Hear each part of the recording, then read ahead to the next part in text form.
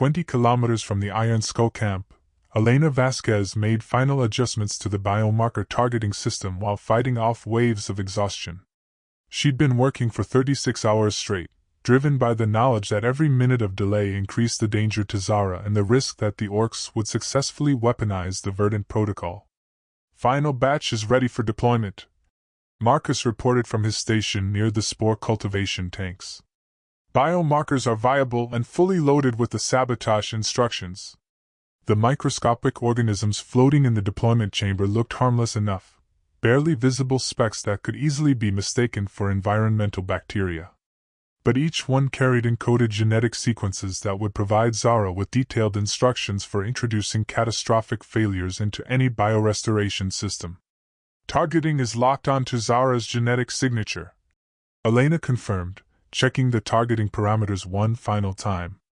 The biomarkers will seek her out specifically and ignore all other biological contacts. Commander Brooks watched the process with evident skepticism. This is assuming she's still alive, still at the main camp, and still in a position to implement sabotage measures. That's a lot of assumptions. It's the best option we have, Elena replied, activating the deployment sequence. And if Zara can't implement the sabotage directly, at least she'll understand what needs to be done. The biomarkers began their dispersal process, microscopic spores carried by air currents toward the distant Orc encampment. Each organism was programmed to survive for 72 hours in the hostile environment, long enough to reach their target and deliver their payload.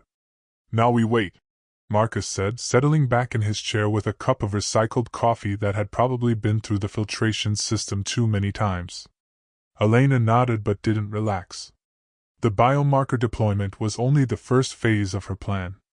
If Zara successfully received and implemented the sabotage instructions, it would buy them time to prepare the second phase, a direct assault on the Orc camp to recover what they could of their stolen technology and eliminate the threat permanently. Dr. Vasquez, Brooks said carefully, there's something else we need to discuss. The other settlements. Elena looked up from her monitoring equipment. What about them? They've been monitoring our situation. They know Haven's Rest fell, and they know the Orcs captured significant amounts of our research data. Brooks paused, clearly uncomfortable with what she had to say next. They're demanding we share our countermeasures and defensive protocols.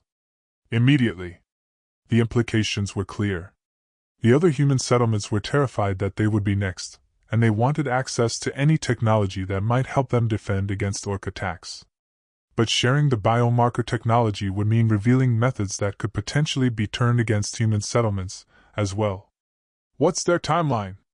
Elena asked. 48 hours. After that, they're threatening to implement their own defensive measures. Brooks's expression was grim. Including preemptive strikes against any Orc concentrations they identify. Elena felt a chill that had nothing to do with the ambient temperature. If the other settlements launched premature attacks against Orc camps, it would trigger a new phase of the war before humanity was prepared for it. Worse, it would alert all Orc clans to the fact that humans possessed advanced biowarfare capabilities. How many settlements are involved in this ultimatum? 7 confirmed, possibly more. They're coordinating through encrypted channels, but the basic message is clear: share the technology, or they'll assume we've been compromised and take independent action. Marcus looked up from his coffee with alarm. 7 settlements means over 20,000 people. If they start a shooting war with every Orc clan in the region, it would be the beginning of the Second Orc War, Elena finished grimly. And this time, we don't have any unused continents to burn. The original conflict had ended only because both sides had exhausted their capacity for warfare. Humanity had used its most devastating weapons, and the Orc nations had been scattered and broken. But 7 years of recovery had given both species time to rebuild, and a new war would likely be fought with biological weapons that could make the original burning look like a minor skirmish. We need to resolve the Iron Skull situation before the 48-hour deadline, Elena decided. If we can demonstrate that the threat has been neutralized, the other settlements might be willing to step back from military action. And if the biomarkers don't work? Brooks asked. Elena turned back to her monitoring equipment, checking the dispersal patterns one more time. Then we implement contingency measures. Which are? We go in personally and destroy everything, the stolen technology, the research data, and anyone who might be able to reconstruct it from memory. Elena's voice was steady, but her hands were clenched into fists. Including Zara, if necessary. The silence that followed was heavy with the weight of impossible choices. Elena Vasquez had spent her entire adult life working to heal the damage done by war, to find ways for humanity to survive and rebuild in the wounded world. Now she was preparing to destroy her own life's work and sacrifice someone she loved like a daughter. But the alternative, a new war that could finish the job of destroying human civilization, was unthinkable. Biomarkers are at the halfway point, Marcus reported quietly. ETA to target is approximately 6 hours. Elena settled into her chair for the long wait ahead. 6 hours to learn whether their desperate gamble would succeed or whether she would be forced to implement the most painful decision of her life. Outside the ruined facility, the wind continued to carry ash and dust across the wasteland, the eternal reminder of what happened when the choice between survival and morality became too stark to bear. Elena had helped burn the world once to save it from conquest. She prayed she wouldn't have to burn it again to save it from itself. Zara felt the first biomarker attach itself to her skin during the evening meal, a sensation so subtle she almost dismissed it as an insect bite. But training in advanced genetics had taught her to recognize the distinctive feel of engineered organisms seeking biological contact, and she realized with a surge of hope that Dr. Vasquez had found a way to reach her. Over the next hour, she felt several more biomarkers make contact while she continued her careful performance of cooperating with the Orc research project. She had successfully convinced Thurgake that his weaponized organism was indeed fatally toxic to Orc physiology, buying herself and James Sullivan some time while the shaman conducted his own verification tests. Now, as the biomarkers began releasing their genetic payloads into her bloodstream, she found herself receiving detailed instructions for sabotaging biorestoration systems from the inside. The information was encoded in synthetic DNA sequences that her genetically enhanced immune system could read and interpret, a communication method that would be invisible to anyone without advanced biotechnology training. The sabotage protocols were elegant and vicious, designed to introduce cascading failures that would make any stolen biorestoration technology ultimately self-destructive. But as Zara absorbed the full implications of what Dr. Vasquez was asking her to do, she realized there was a fundamental problem with the plan. The Orcs weren't just trying to copy human biorestoration technology. They were trying to weaponize it, and their success in creating a destructive version of the organisms meant they understood principles that the original human researchers had never fully explored. According to the biomarker data, Dr. Vasquez's sabotage plan was based on the assumption that the Orcs would try to replicate the Verdant Protocol exactly as humans had designed it. But Thurgake had already demonstrated that his people were capable of far more sophisticated modifications than anyone had anticipated. Worse, Zara was beginning to understand that the shamanic principles the Orcs were applying to biorestoration might actually be more fundamentally sound than the human approach. The Verdant Protocol worked by imposing artificial control over natural processes, forcing life to grow in conditions where it would normally fail. The Orc approach seemed to be about working with natural cycles, even when those cycles were destructive. "You look troubled, human," Thurgake observed as he approached her workstation. The shaman carried a sealed container that undoubtedly held samples of his weaponized organism, probably to continue testing her claims about its toxicity to Orc biology. "I've been thinking about your modifications," Zara replied honestly. "The approach is more sophisticated than I initially realized." "You sound surprised. Did you expect us to be incapable of understanding the principles behind your magic?" Zara chose her words carefully. "I expected you to try to copy our work directly. Instead, you've created something entirely new. Something that might actually be more stable in the long term than our original design." It was a dangerous admission, one that revealed how much she'd underestimated Orc capabilities. But it was also the truth, and Zara was beginning to suspect that honesty might be her only path to survival. Thurgake studied her with those unsettling intelligent eyes. You are beginning to understand. The human approach to biorestoration is like trying to force a river to flow uphill. Impressive engineering, but ultimately unstable because it violates natural principles. And your approach? We work with the natural cycle of death and rebirth. Your people see the crystalline wasteland as damage to be repaired. We see it as a necessary stage in a larger process of transformation. Third AK opened the container he carried, revealing not the weaponized organism Zara had expected, but something else entirely, a sample that seemed to glow with an inner light she didn't recognize.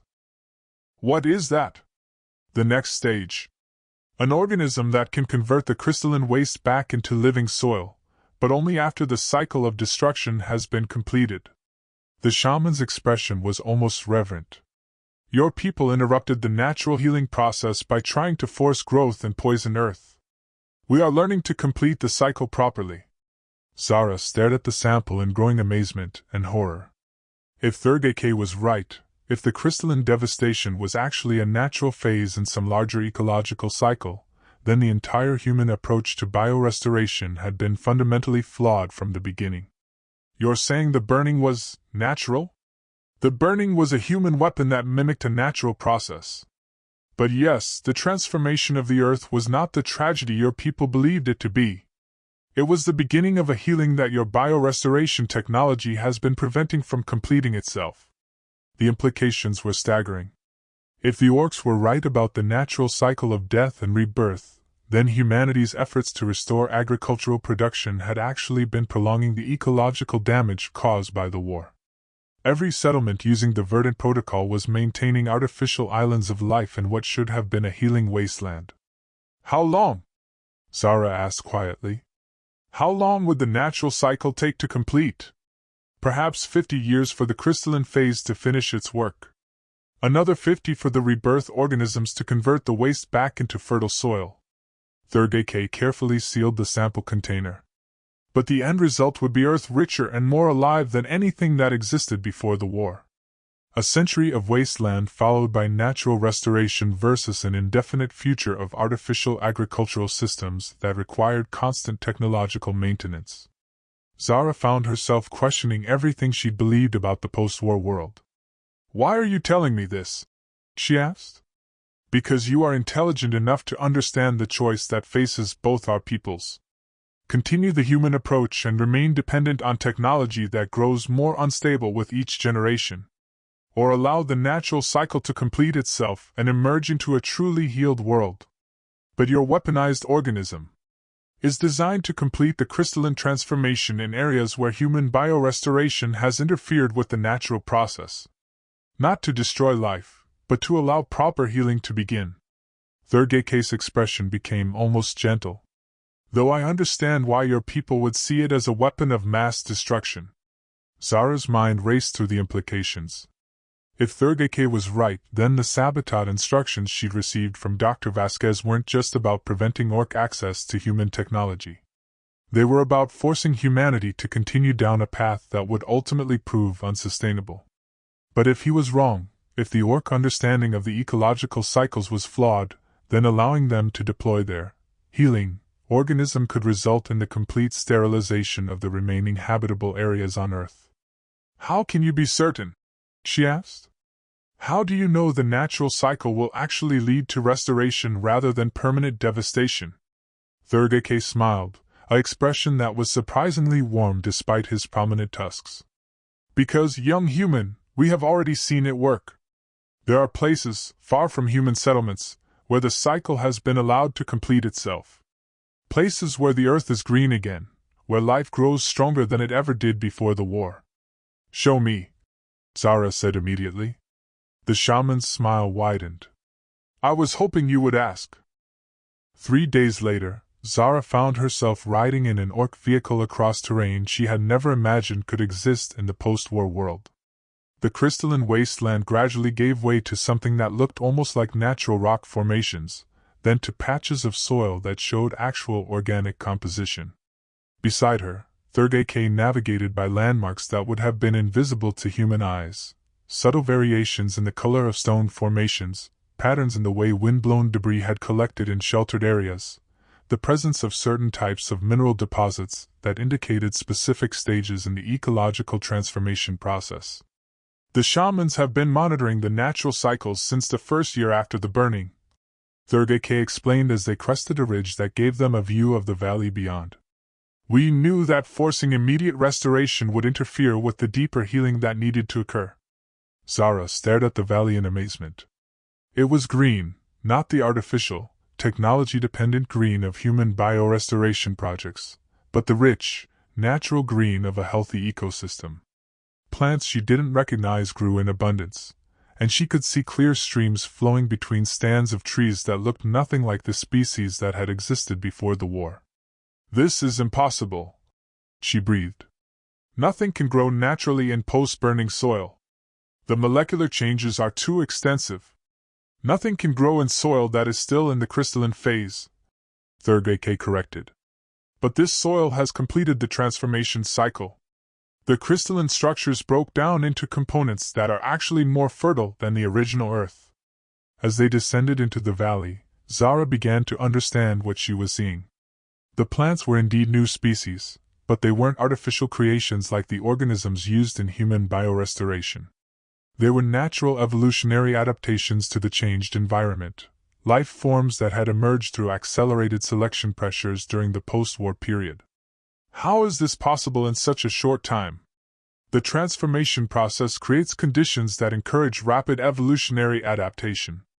High radiation levels, unstable chemical environments, and intense selection pressure for organisms that can metabolize the byproducts of crystalline breakdown.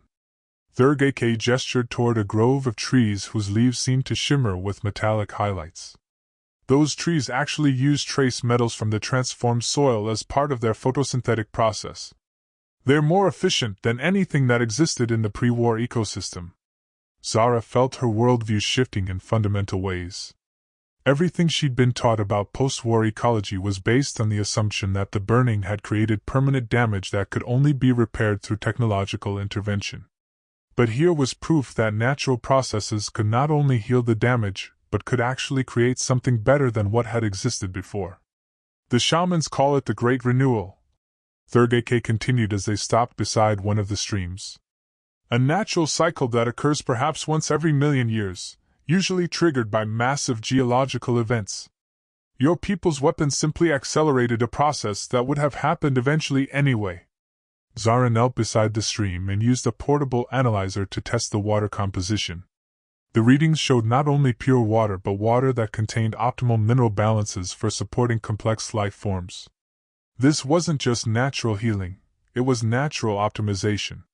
How many places like this exist? 17 that we have confirmed, scattered across the continent. Small valleys and isolated regions where the transformation cycle has been allowed to complete itself without interference. Thurgake's expression became troubled.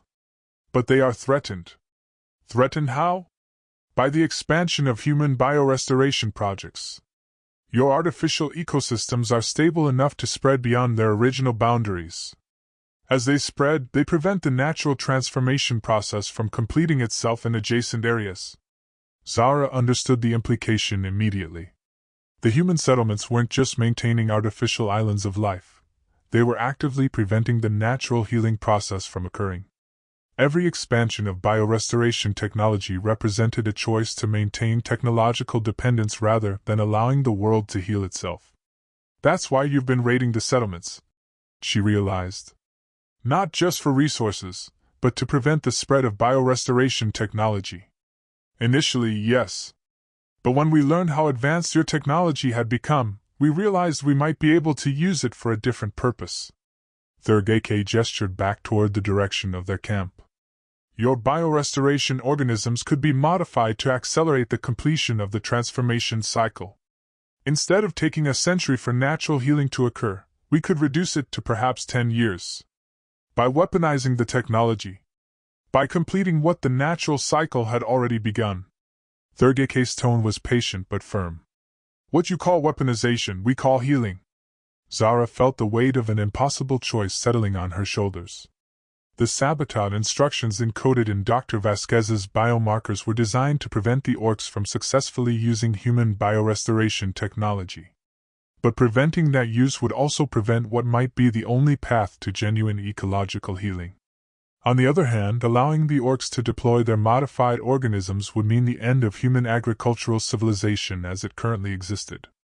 Billions of people would face starvation while waiting for the natural cycle to complete itself, even if that completion ultimately led to a better world.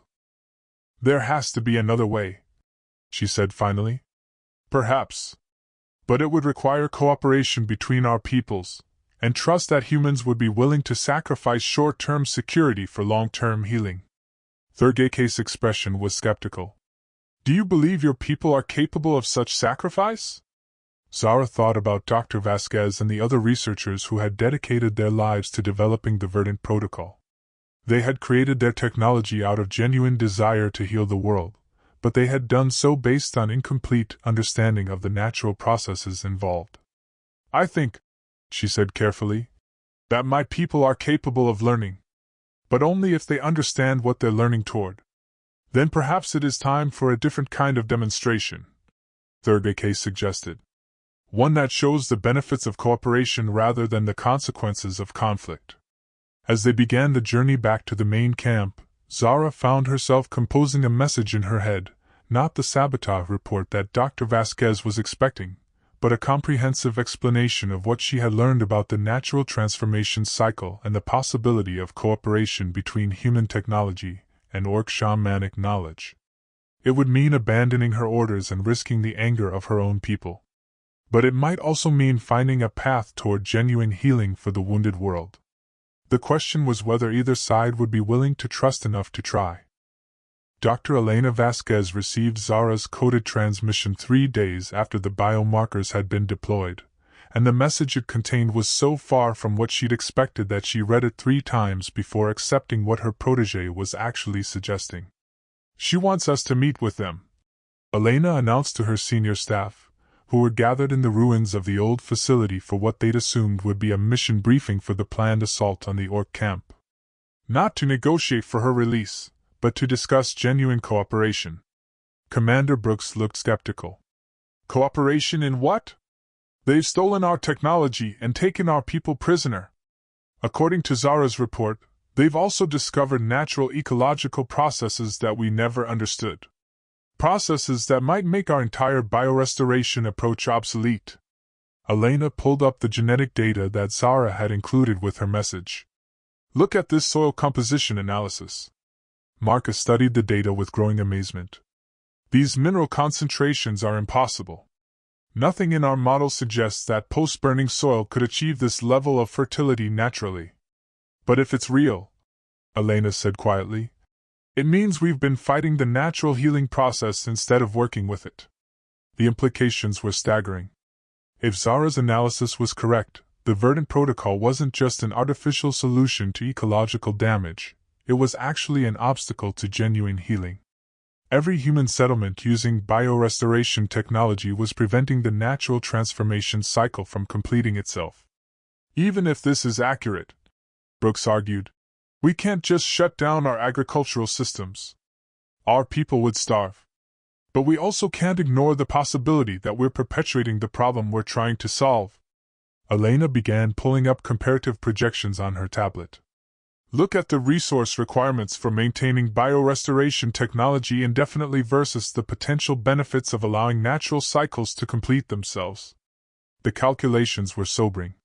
Human biorestoration required constant technological maintenance, specialized equipment, and energy sources that were becoming increasingly difficult to sustain. If the natural healing process could ultimately produce better results without technological dependence, the choice became obvious from a purely practical standpoint. "What exactly is Zara proposing?" Marcus asked. Elena brought up the detailed proposal that had been included in the transmission. "A joint research project. Combine human biorestoration technology with Orc shamanic knowledge to accelerate the natural transformation cycle without interfering with its fundamental processes. And in return, the Orcs would share access to the naturally healed areas they've discovered and provide guidance on how to work with the transformation cycle instead of against it." Elena paused, knowing that the next part would be the most difficult to accept. They would also agree to suspend their raids on human settlements while the joint research is conducted. Brooks shook her head firmly. It's too risky. How do we know this isn't just an elaborate trap? They could be using Zara to lure us into a vulnerable position. We don't know, Elena admitted. But we also don't know if continuing our current approach will be sustainable in the long term. And if the other settlements follow through on their threats to launch preemptive attacks, we could be facing a new war regardless. The deadline for sharing countermeasures with the other settlements was less than 18 hours away. If Elena couldn't demonstrate that the Iron Skull threat had been neutralized, 7 settlements would begin coordinated military action against Orc camps throughout the region. There's another factor, Marcus pointed out quietly. The biomarkers were designed to be temporary.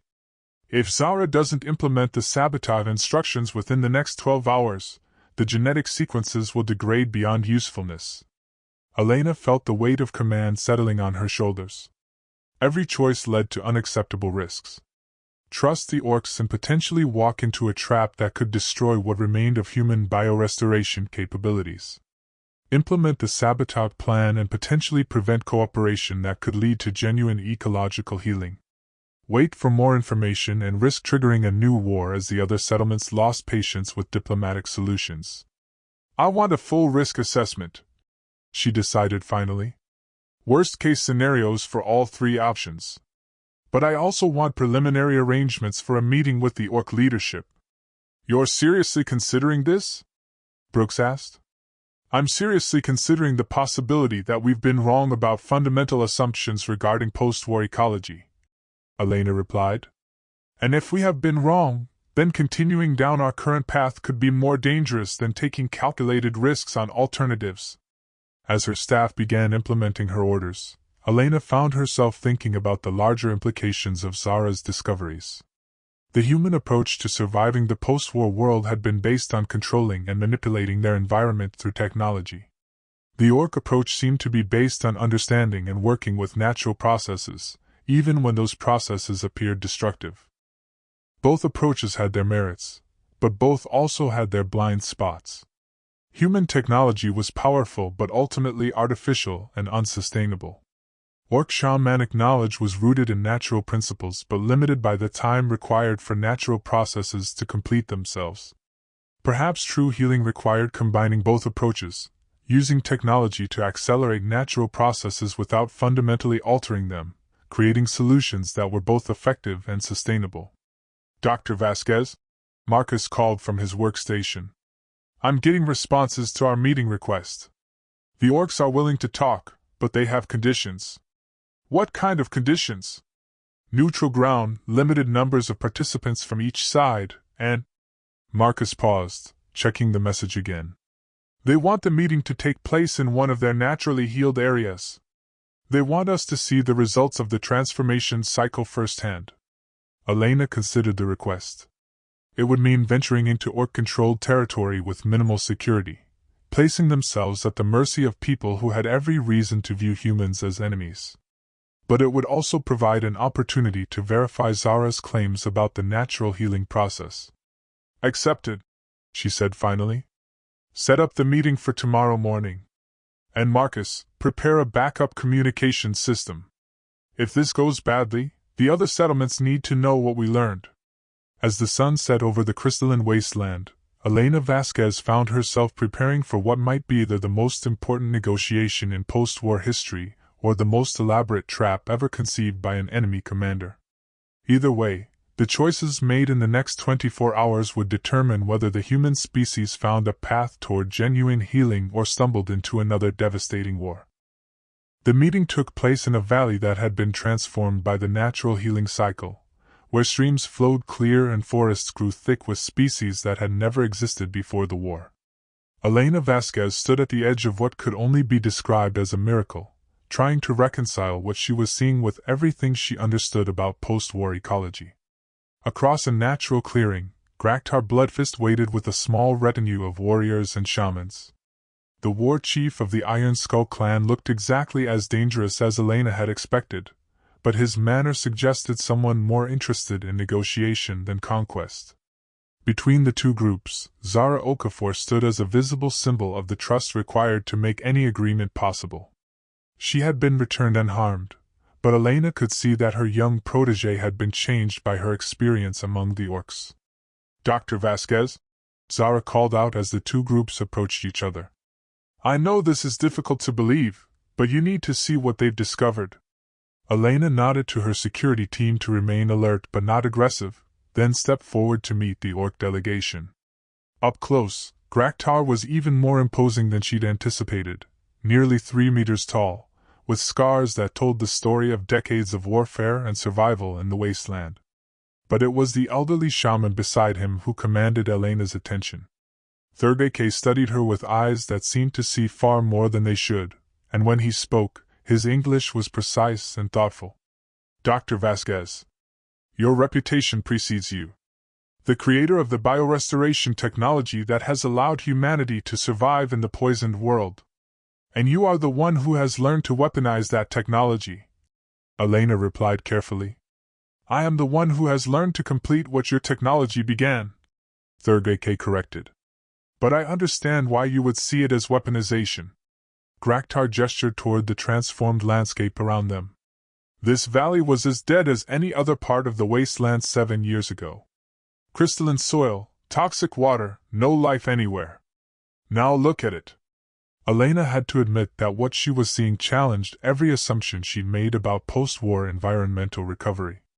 The diversity of plant and animal life was extraordinary, and her portable sensors confirmed that the soil composition was not only fertile but actually superior to pre-war agricultural land. "How?" she asked simply. "By understanding that the transformation process your people call the burning was not an ending but a beginning," Thurgake explained. "The crystalline phase serves a purpose. It breaks down the complex molecular structures that were preventing natural healing, creating components that can be reassembled into more efficient biological systems." Elena pulled out her tablet and began taking detailed readings of the soil, water, and air composition.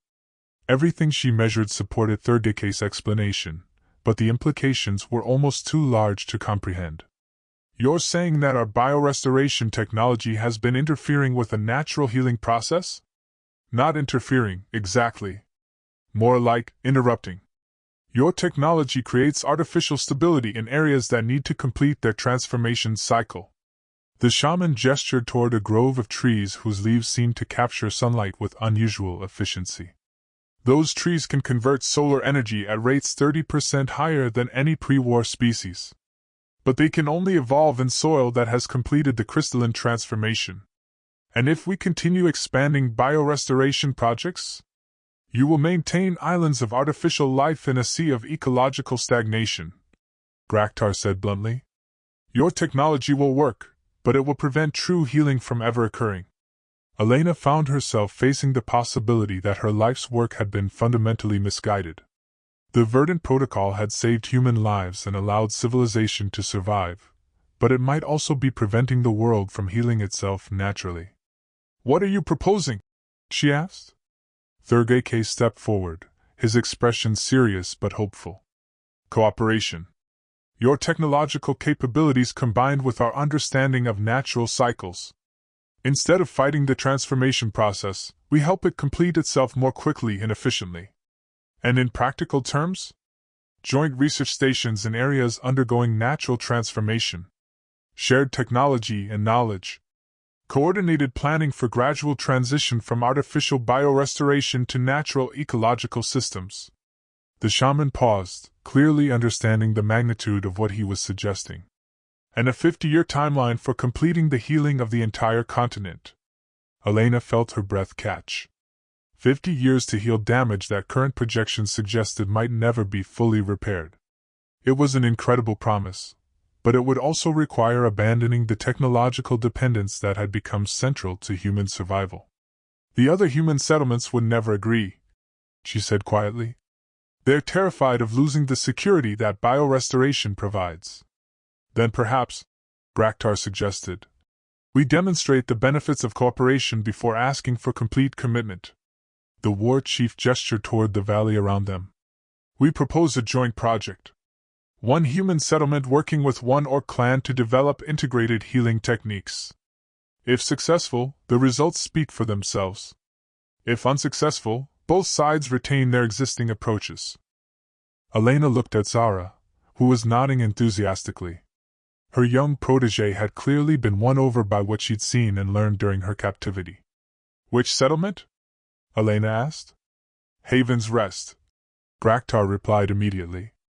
It has already been abandoned by your people, but the infrastructure remains intact. The Iron Skull clan would relocate there permanently, working alongside any humans willing to participate in the joint project. You want to build a mixed community? Humans and Orcs living and working together? We want to build a demonstration that cooperation produces better results than conflict, Thurgake said simply. Your biorestoration technology guided by our understanding of natural cycles. Human organizational skills combined with Orc shamanic wisdom. A true partnership. Elena felt the weight of history settling on the conversation. The choice she made here could determine whether the two species found a path toward coexistence, or remained locked in cycles of conflict and mutual distrust. I would need guarantees, she said finally. Protection for human participants, shared access to all research results, and agreements about what happens if the project fails. Acceptable, Graktar replied immediately. But we would need similar guarantees. No sabotage attempts, no military action against the research site, and commitment to genuine cooperation rather than intelligence gathering. Elena thought about the biomarkers still circulating in Zara's system, carrying sabotage instructions that she could implement at any time. About the other settlements preparing for military action. About the possibility that this entire negotiation was an elaborate deception designed to neutralize human defensive capabilities. But she also thought about the transformed valley around them, proof that healing was possible on a scale she'd never imagined. About the potential for cooperation that could benefit both species. About the alternative of endless conflict in a world that might never recover from its wounds. I accept, she said, extending her hand toward the Orc War chief. On behalf of the humans willing to participate, I accept your proposal for a joint research project. Graktar's massive hand engulfed hers in a grip that was firm but careful not to cause injury. Then let us begin the work of healing the world together. As the two leaders shook hands in the middle of a valley that exemplified the possibility of regeneration, Zara Okafor smiled for the first time since the attack on Haven's Rest. Perhaps the future would not be defined by the mistakes of the past but by the courage to imagine something better. Dr. Elena Vasquez stood on the observation deck of the New Haven Research Complex, watching teams of human and Orc scientists work together in the biointegration laboratories below. The facility had been built on the site of the original Haven's Rest, but it bore little resemblance to the purely human settlement that had existed there before. The growing towers still rose from the central complex, but they had been redesigned to work with natural transformation cycles rather than against them. Hybrid biorestoration systems combined human genetic engineering with Orc shamanic principles, creating organisms that could accelerate ecological healing without preventing natural evolutionary processes. The quarterly reports are encouraging, Markuschan said as he joined Elena on the observation deck. The engineer had adapted remarkably well to working with Orc technicians, developing hybrid technologies that neither species could have created alone. How encouraging! Elena asked, though she could see the results for herself in the transformed landscape beyond the facility walls. Soil fertility is up 37% over natural transformation rates. Biodiversity is increasing at twice the projected speed. And the energy efficiency of the hybrid systems is reducing our technological dependence by approximately 8% per year. Elena smiled as she watched a mixed group of human and Orc children playing in the gardens that surrounded the research complex. The new generation was growing up in a world where cooperation between the species was normal rather than miraculous. Any word from the other settlements? She asked. 3 more have agreed to implement pilot programs based on our results. The Eastern Coalition is still holding out, but their biorestoration systems are starting to show stress fractures. They'll probably request technical assistance within the year. The transition hadn't been easy. Many humans remained suspicious of Orc intentions, and many orcs viewed cooperation with humans as betrayal of their ancestors' memory. But the undeniable success of the joint project was gradually changing minds on both sides. And the Iron Skull clan? Marcus gestured toward the southern section of the complex, where Graktar was leading a group of human engineers through a tour of the shamanic research facilities. Fully integrated. Their warriors have become our security force, and their shamans are teaching at the Biotechnology Institute. Elena felt a deep satisfaction as she watched the former war chief explain orc ecological principles to human students. The transformation from enemies to partners had been the most challenging aspect of the entire project, requiring both sides to overcome decades of mistrust and prejudice. Dr. Vasquez?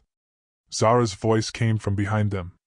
Elena's former protege was now the director of hybrid technologies, leading research teams that included the brightest minds from both species. Yes, Zara? We just received confirmation from the Northern Survey team. The Yellowstone region has completed its transformation cycle ahead of schedule. The entire ecosystem is ready for reintroduction of large wildlife populations. Elena felt her heart skip. Yellowstone had been one of the most devastated areas after the war, transformed into a crystalline desert that seemed permanently lifeless. The fact that natural healing processes had restored it to ecological viability was proof that their combined approach was working on a continental scale. Timeline for full restoration? 15 years. Zara replied with barely contained excitement. Maybe less if we can scale up the hybrid acceleration techniques. 15 years to heal a continent. Elena remembered when their most optimistic projections had suggested it would take centuries to restore even basic agricultural capability to the post-war world. The combination of human technology and orc wisdom had accomplished what neither species could have achieved alone. There's something else, Zara continued, her expression becoming more serious. We've been monitoring the atmospheric composition changes. The improved plant efficiency isn't just restoring local ecosystems, it's beginning to reverse the atmospheric damage from the war. Elena felt a chill of possibility. The burning had altered atmospheric chemistry in ways that affected global weather patterns and made large areas of the planet uninhabitable. If their restoration work could reverse those changes. How long? She asked quietly. Preliminary models suggest we could see significant atmospheric improvement within 20 years. Full restoration to pre-war conditions within 50. Elena leaned against the observation deck railing, overwhelmed by the magnitude of what they were accomplishing. When she'd first developed the Verdant Protocol, her goal had been simple survival, keeping humanity alive in a poisoned world. Now they were talking about healing the entire planet. Dr. Vasquez? Graktar's voice boomed from the laboratory below. The former war chief was pointing up at the observation deck with obvious excitement. You need to see this! Elena and her team descended to the main laboratory, where Graktar was standing beside a display showing global ecological monitoring data. The map showed islands of green spreading across continents, connected by corridors of restored landscape that were growing larger each year. The network effect is beginning to manifest, Third AK explained, his elderly frame supported by a walking stick but his mind as sharp as ever. Individual restoration sites are connecting with each other, creating continental-scale ecological systems. Elena studied the data with growing amazement. They weren't just healing individual damaged areas. They were creating new, integrated ecosystems that were more resilient and efficient than anything that had existed before the war. The children will inherit a world better than the one we destroyed, Graktar said quietly, watching the mixed group of human and orc young people working together in the Advanced Genetics Laboratory. Elena nodded, feeling the weight of responsibility and hope settling on her shoulders. The work was far from finished. Decades of effort still lay ahead, and there would undoubtedly be setbacks and challenges they couldn't yet imagine. But for the first time since the end of the war, she allowed herself to believe that the future might be genuinely bright. Not just survival, but regeneration. Not just coexistence, but true cooperation between species that had learned to combine their strengths rather than fight over their differences. Outside the research complex, the sun set over a landscape that glowed with the soft light of hybrid bioluminescent plants, organisms that existed nowhere else in the galaxy, created by the union of human ingenuity and orc wisdom. The world was healing.